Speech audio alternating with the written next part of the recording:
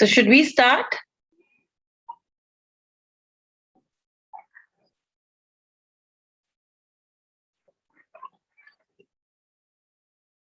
Yeah, we are ready. If recording in progress.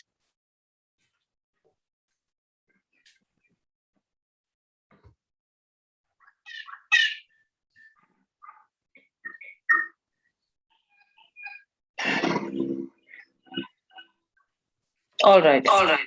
Yeah, Hiral, we are ready. Can you hear us? I don't know. Are you logged on two systems? Because I can hear my echo. No, we are on one system only, Hiral.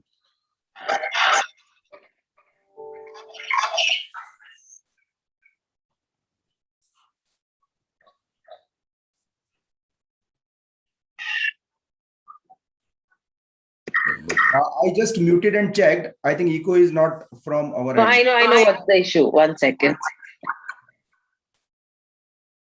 Yeah. We'll start. Hello and welcome to Nirmal Bang, ladies and gentlemen. I'm Hiral Dadia. We have with us Mr. Sanjeev Verma, President and whole-time Director, and Mr. Deepak Kumar Bansal, ED and Global CFO at AGC Networks joining in. Welcome to the show, gentlemen, and a pleasure to speak to you and have you on the show. My first question coming to you is, every business somewhere has been impacted due to COVID. Some businesses have seen a positive impact.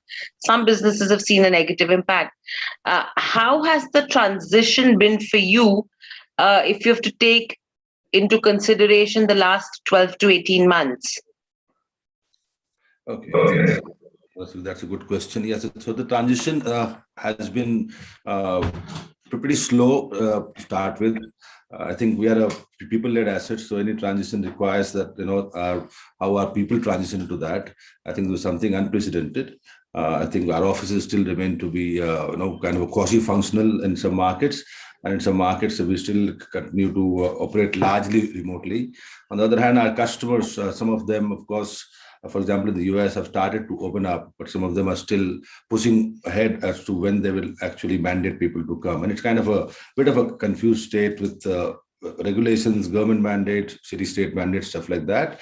And I think, having said that, I think with respect to our ability to learn and adapt to the situation, has helped us to transition to where we are to support our customers. Similarly, our customers have also learned to adapt to work remotely or get supported remotely. So from a transition standpoint, we're definitely better than where we started 12 months ago. But I think we still have a long way to go at this time. We continue to see, I think, the project starting to come back. It's been 12 to 18 months time. We have a lot of employees or support that we provided on site. We have transformed that into a kind of a quasi-hybrid model.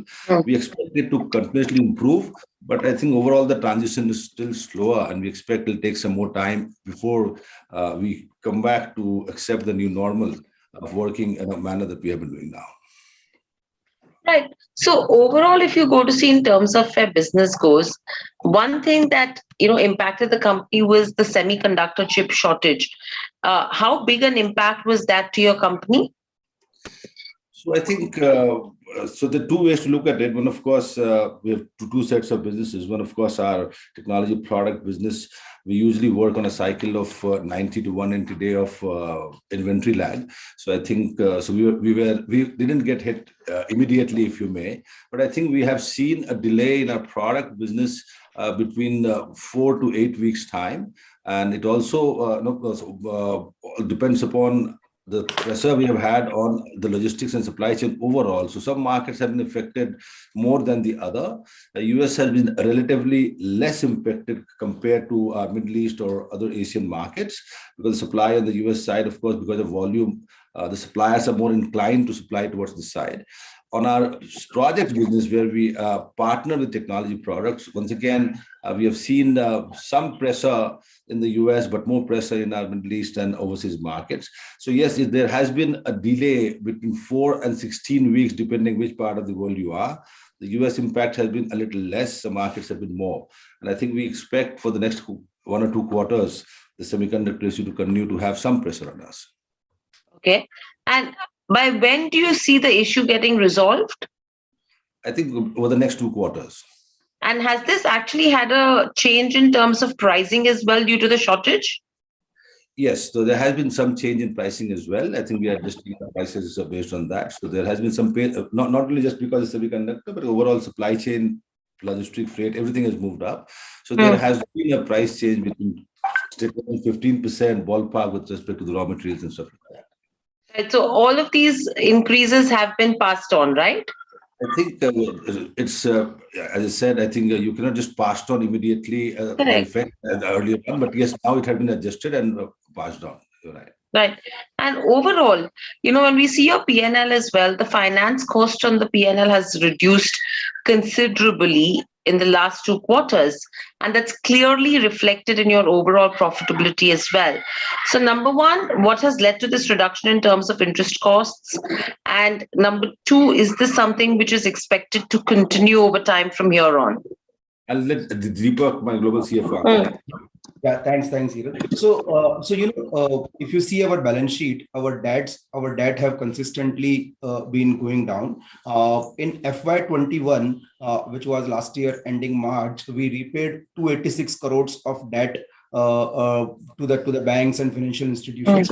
So we close our debt at 176 crores at the end of March 21.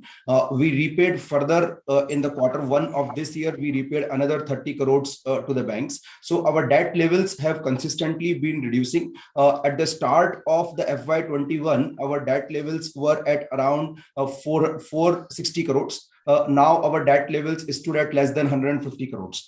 So because of the regular reduction in the debt, our interest cost have substantially reduced. Our interest cost for FY20 was 123 crores. For FY21 it was 86 crores because it was gradually coming down.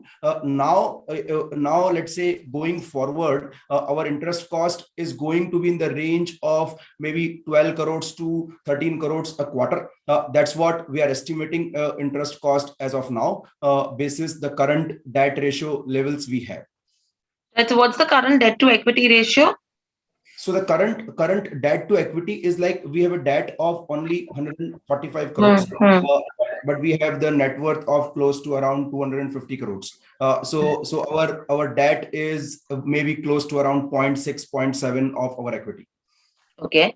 And overall, with regards to where, the two business divisions that you operate in, GSI as well as TPS, where are you seeing higher traction? What is the revenue breakup looking like right now? Okay, so I think our two businesses, our product businesses are smaller. It is about 15% of our overall business. And we are seeing stability in both the business with respect to growth, considering the hyperactivity, more specifically on the cloud and data center side. We are seeing more orders or more hyperactivity on our project and services business. Okay. And are you expecting the revenue mix to change in the next, say, 12 to 18 months? We do not expect the revenue mix to change significantly. We expect to grow both the businesses, but the revenue percentage mix will possibly remain consistent. Okay.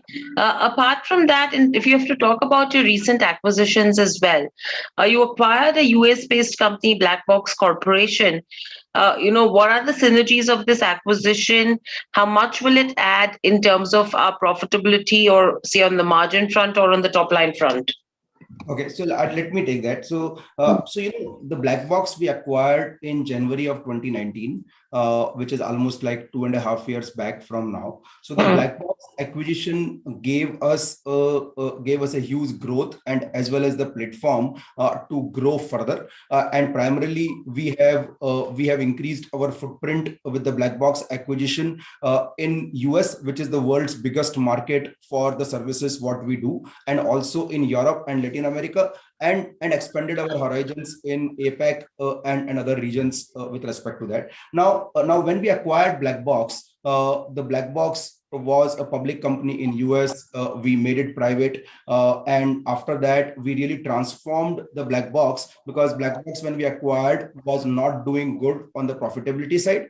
So we really transformed the Black Box, and how we transformed really is a great story to tell in terms of what really we do and what really we come from. So we strongly believe on the ratio centricity on the manpower side. We have close to around 3,500 employees right now, including AGC, black box, everything together. And out of the 3,500 employees, a lot of employees are on site, which is on ground, serving the customers on a regular basis. Now what happens is that's why the ratio centricity becomes very important. We have, out of 3,500 employees, we have 2,200 employees on ground in US.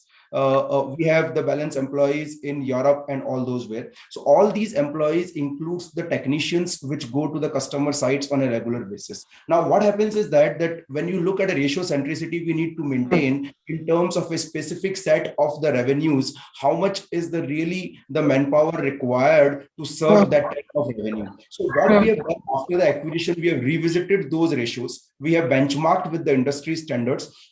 And then we have optimized the whole manpower, and we let go close to around more than 200 people. Wow. Within 6 months of our acquisition in US, and that really provides us the efficiency. So the idea was that no impact on revenue, no impact on customer delivery, no impact on customer satisfaction, and then idea is to only increase the internal efficiencies to deliver to the customer. And that's where we have been able to reduce those people to drive the transformation and profitability in the company. Apart from that, we have been able to optimize a lot of costs here on ground, which includes the facility optimization, because we have almost 35 offices all across the US states, because we serve all the US states, all the 50 US states we serve. And apart from that, we have offices all across the Europe and all those things. So we optimized a lot of warehouses and a lot of offices in terms of the requirement of the space, which has reduced the cost. Apart from that, we revisited the procurement cost with the economies of scale, subcontractor cost, where we negotiated the margins with the subcontractors, the insurance cost, the administration cost, and then the IT and communication, we renegotiated the AMC contracts and all those things with the vendors. And then we also put in a plan with respect to consolidation of all the ERPs, because company was running on various ERPs. So right now we are working, or let's say we are almost through with a one ERP all across the company, serving the whole approximately around, let's say current revenues are in the range of around 5,000 crores we have. So the whole ERP, whole company will be on one platform, which is SAP, integrated with ServiceNow, integrated with Salesforce, integrated with Oracle HR, and all the other peripheral programs which support the businesses in terms of end-to-end delivery from, in our language, we say order to cash cycle. From quotation to order to procurement to delivery to service to the customer to the cash cycle. So that's how we are looking at it, from an end-to-end integration on the ERP, seamless integration. And then the another thing which right now is that basically center of excellence in Bengaluru and Mumbai. So what we have done is that in last 1 year period, we have started a center of excellence in Mumbai and Bengaluru to support the global operations all across, which includes the NOC and SOC, which is very critical in our business, which is Network Operations Center as well as the Security Operations Center. And there are a lot of work related to IT, R&D capabilities, marketing, finance, and all those things, and the order management, which is now getting served from India. And we will also continue to see that how we can develop more capabilities in center of excellence going forward. So these are the synergies, I think, which as the overall thing coming upon. You would have seen that we have just announced also that as a part of the synergy and overall initiative, what we are really doing is that we have also, the board has also approved the change of the name from AGC Networks to Black Box Limited. So we are synergizing the whole brand and whole identity of the company also to a single brand all across the markets in all the continents and countries we are to single brand, which is Black Box. And so the company name after the shareholders approval will be changed to Black Box Limited from an overall perspective. Right. So with this, another major acquisition that you made is in Z Services. Now, what are the synergies there? Because I understand it will strengthen your presence in Middle East. But apart from that, what are the synergies are we seeing on that front? So I think the Z Services acquisition is largely in line with our focus on new generation business, including cloud. It's a cloud services business on cybersecurity. One of the key areas of growth for us is cybersecurity. And I think so. It's not a addition for scale. It's an addition for skills. It's addition for our engagement model. So it gives us a footprint in the Middle East market for sure. But I think we have exclusive partnerships with cloud cybersecurity companies that we want to expand in the local market, but we're also working to expand that global partnership now to other markets. It's a cybersecurity cloud-led business, and as we move forward, one of the key areas of us to focus on is going to be cybersecurity. We want to invest both in skills, both in our sales motion. We have a large customer set both here in North America and otherwise. And I think these services brings in the element of understanding on the cybersecurity space. Also, it's a subscription annuity-led model. It also allows us to have long-term annuity with our customers in the cybersecurity space. Right. So with all of these acquisitions, what is your strategy going ahead from here on with regards to where inorganic growth goes? Okay, so I think we will continue to push in an opportunistic way as far as our inorganic growth are concerned, commensurate with our ability to deploy capital. I think our approach is simple. One, of course, our approach is to see that we are able to open up newer markets if we can, and therefore we'll see which markets make sense for us, and if there is something valuable for us to do there, either serving a customer or just expanding to a new market. We believe there is potential. The second approach or a strategy for us is to see that it's able to add us some depth of skills in the areas which we operate. And so that's again the second one. The third, of course, is scale. If we find something that can add some scale. But having said that, I think we are focused on economics-driven inorganic strategy, not emotion or ego-driven strategy. It should make economic sense for us.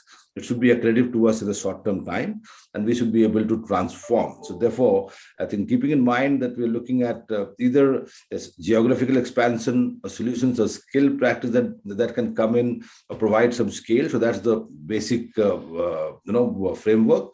On top of that, what is the key drivers to see that we are able to be economically accretive for our shareholders. So I think keeping that, we'll continue to look at opportunity. We do have a pipeline. We do have the wherewithal at this time, and we're exploring market our strategy both here in in North America and some other markets as well. So in terms of geographies, where do we see further expansion coming in for a black box? Okay, so I think we are looking at going a little deeper as far as the APAC market is concerned. We are spread across in many markets. We operate in 18 countries, but we are fairly thin in some markets. So we want to see that we can become, from a perspective of 1 feet wide to getting into 1 meter deep. So we'll go deeper in some of those markets that we have.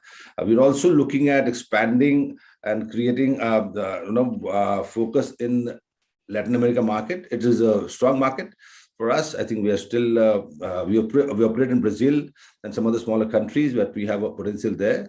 So we'll continue to focus on the largest economies like the US, but we'll also continue to look at some of the growth market that we have, especially APAC and LATAM as well.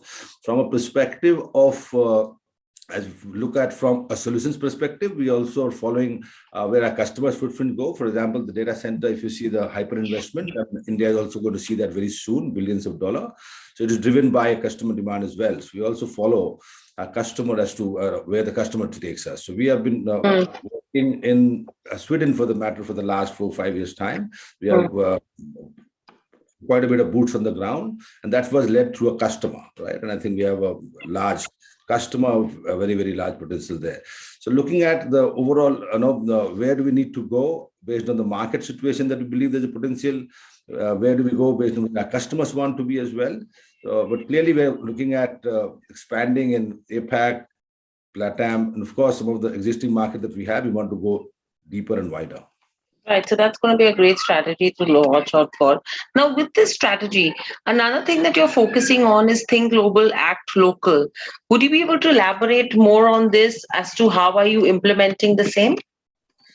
Okay, so I think if you look in perspective, when you look at the black box acquisition which happened, I think this strategy was kind of aligned post the acquisition. It was a very, very North American local company, right? It was serving customers out here, but many of our customers that we black box serve have a global footprint, right? But I think black box wasn't serving them globally; was serving them locally here in the US. The approach for Think Global, Act Local is largely based on relationship and relevance. So the mantra is to be able to be closer to where the relationship exists, and it can exist in US, it exists in Europe, but to be relevant to a customer which has a global footprint. We have many, many Fortune customers. It is important for us that we think from a global scale as well. So I think we will continue to hold the relationship closely locally, but we will bring in the best practices, best processes, best cost model by using our global framework, and also therefore grab market share from the customer, a share of wallet, serving their global needs. So that's the strategy, putting to think globally, but act locally, right? And I think since the last 2 years' time, we have had very many customers that we were serving in one market. We're serving more than one market, right? Because I think of our footprint, and we augmented very recently. We've invested in people in Europe. I think we are very, very thin in some of the markets, and we are starting to see some of our customers from America flowing into Europe. And of course, we expect European, Asian, or other customers to be able to be served cross-border. So the whole concept of Think Global, Act Local is based on holding on or being closer to where the relationship exists, but putting in the best practices of global delivery, global processes, and of course, serving the customer from a globalization perspective. Okay. And overall, with this strategy from here on, what's the kind of outlook we have for FY22 and what are our expansion plans? Deepak, you want to take that? Yeah. So the expansion continues to be from a overall expansion perspective. It's an organic and inorganic both. What we are looking to expand, and like what Sanjeev told, is that there's an investment going in the organic side, primarily to see that how we can penetrate our existing customers more in the markets where we are, and also from an inorganic side, wherever we get the opportunity to expand, or let's say if we found the right set for us in terms of increasing our offerings, or maybe let's say to a transformation opportunity. So for that, we will continue to look at. Right now, from an outlook perspective, we are looking by end of FY23, we should be at a run rate of 7,000 to 7,500 crores of revenues. That's how we are looking at it, and our EBITDA margin to go up to 9 to 10% on of whatever the work we are doing. For FY21, just for a comparable perspective, we were shade lower than 5,000 crores. We are at around 4,674 crores of revenue, and our EBITDA margin was around 7.5% for FY21. So with all these things, that's how we are looking at it. So the idea is primarily to penetrate the existing customers, addition little bit in the new clients on the markets, the ride on the growth of the customers. And we have the marquee customers. You would have seen from our website also that we have the customers from all across the sectors, including the financial services, the technology giants in the world, as well as the hotels, restaurants, technology companies, the manufacturing companies, and all those stuff. And then obviously continue to optimize the operational efficiencies to see that we continue to operate on a ratio centricity, and then the EBITDA margin continues to grow. That's what is the overall strategy in terms of the targets. Right. And overall, apart from these targets, any fundraising that we would be looking at in the near future? So right now we are not looking for any more fundraising from as a strategy perspective, because we don't need as such. But we will look at in terms of continue to explore the right set of acquisitions if we can, and those acquisitions, if we need to raise some funds in the form of equity or in the form of let's say a little bit of debt, in terms of our strategy of not leveraging much. and let's say continue to maintain the debt equity ratios at around, let's say 1.5 type of levels if we acquire the companies also. So with that, under that strategy, we will raise the debt if required to basically look at the acquisitions to support the inorganic growth. Absolutely, and that looks like a strong strategy from here on as well. And in terms of being local, that's something which I think India is looking at as well. Thank you, Sanjeev. Thank you, Deepak, so much for joining us on the show. It was a pleasure to speak to you guys and get great insights from you. Congratulations once again for these milestones that you've achieved so far. Good luck and stay safe. Thank you so much. Thank you. Thanks, everybody. Thank you. Bye.